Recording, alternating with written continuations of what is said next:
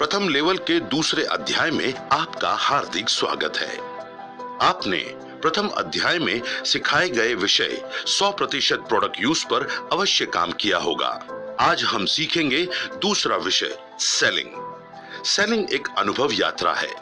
Product use की गंभीरता product के प्रति जागरूकता पैदा करती है। प्रोडक्ट में हमारा विश्वास पैदा होता है, जो कि सेलिंग का एक मुख्य आधार है। सेलिंग एक ऐसा कार्य है जिसमें सुनने और जानने से भी ज्यादा कार्य करता है अभ्यास। जिस प्रकार खेल, एक्टिंग, सिंगिंग, नृत्य को केवल सुनने, जानने से नहीं सीखा जा सकता, बल्कि नियमित अभ्यास की जरूरत होती है। उसी प्रकार सेलिंग भी एक कला है और अभ्यास से इसमें निपुणता आती है।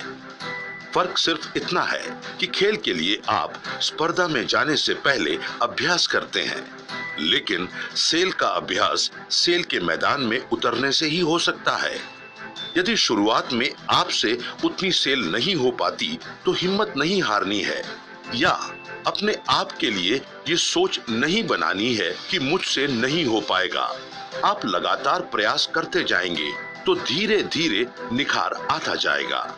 हम आपको सिखाएंगे इन प्रयासों के दौरान ध्यान देने योग्य विषय जो बड़ी सेल करने वाले डायरेक्ट सेलर्स के अनुभवों पर रिसर्च करने के पश्चात एकत्रित किए गए हैं। सबसे पहले हम बताएंगे घर पर एक डिस्प्ले वॉल बनाना है, जिसे हम अपनी दुकान कहते हैं।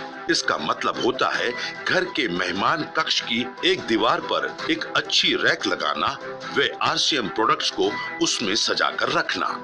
ये बहुत बेसिक कदम है जो किसी भी आरसीएम डायरेक्ट सेलर को पूरा करना ही चाहिए।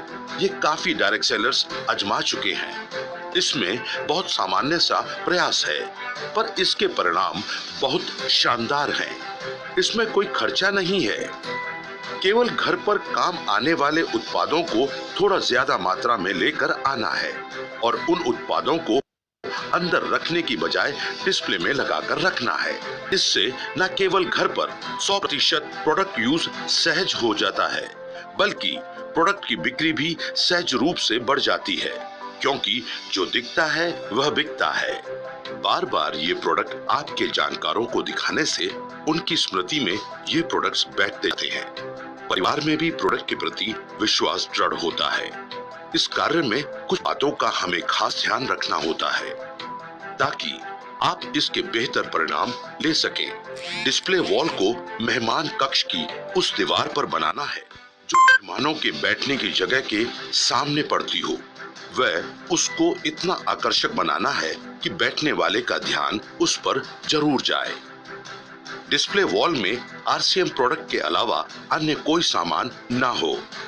सभी प्रोडक्ट्स को कैटेगरी वाइज सजाएं, जैसे कि फूड आइटम एक साथ, न्यूट्री चार्ज एक साथ, होम केयर एक साथ। प्रोडक्ट इतने ज्यादा भी रखने की आवश्यकता नहीं है कि जो पड़े पड़े एक्सपायर हो जाए, वे इतने कम भी नहीं हो कि उपलब्धता का हमेशा अभाव हो जाए। जो प्रोडक्ट ज्यादा बिकते हैं वो थोड़े ज्यादा मात्रा में रखें, बाकी प्रोडक्ट कम कम मात्रा में रख सकते हैं। ऐसा प्रोडक्ट ना रखें जिसके बिकने की या आपके घर में उपयोग आने की निश्चितता ना हो। अनुभव के पश्चात प्रोडक्ट्स बढ़ाते रहें। नए लाए गए प्रोडक्ट्स को पीछे की तरफ या नीचे रखें और पहले वाले प्रोडक्ट्स को आगे या ऊपर रखें। खाद्य सामग्री का एक्सपायरी का इंतजार ना करें। कम मात्रा में लाएं व जल्दी समाप्त करने की कोशिश करें। इससे एकत्रित होने वाला पैसा अलग रखें, मिक्स ना करें। वे वापस प्रोडक्ट लाने में उपयोग में लें। परिवार के सदस्यों को अच्छी तरह ट्रेनिंग दें ताकि आपकी अनुपस्थिति में आने वालों को अच्छी तरह अटेंड कर सकें, वे प्रोडक्ट दे सकें। आपके पास प्रोडक्ट ना होने पर मना ना करें, ऑर्डर लेकर बाद में घर पहुंचा दें। इस डिस्प्ले वॉल यानी अपनी दुकान का बेहतर परिणाम लाने के लिए सबसे महत्वपूर्ण कदम है। इसकी ओपनिंग को विधिवत तरीके से करें और ओपनिंग के समय पड़ोसियों व जानकारों को बुलावें और सीनियर डायरेक्ट सेलर व वरिष्ठ मेहमानों के द्वारा उसकी ओपनिंग करवाएं। ओपनिंग के पश्चात सीनियर डायरेक्ट सेलर सब मेहमानों को आरसीएम प्रोडक्ट की विशेषताएं बताएं। यहीं से आपकी सेल चालू हो जाएगी, जो स्थायी सेल में तब्दील हो जाएगी। दूसरा महत्वपूर्ण कदम है ओपनिंग के पश्चात हर माह 2 से 4 गेट टुगेदर प्रोग्राम घर पर करते रहें और उनके माध्यम से अपने जानकारों व पड़ोसियों को आरसीएम प्रोडक्ट्स के बारे में लगातार जानकारी देते रहें। गेट टुगेदर कार्यक्रमों के बारे में अगले चैप्टर में आपको विस्तार से बताया जाएगा। जल्द ही मिलेंगे अगले विषय के साथ। धन्यवाद।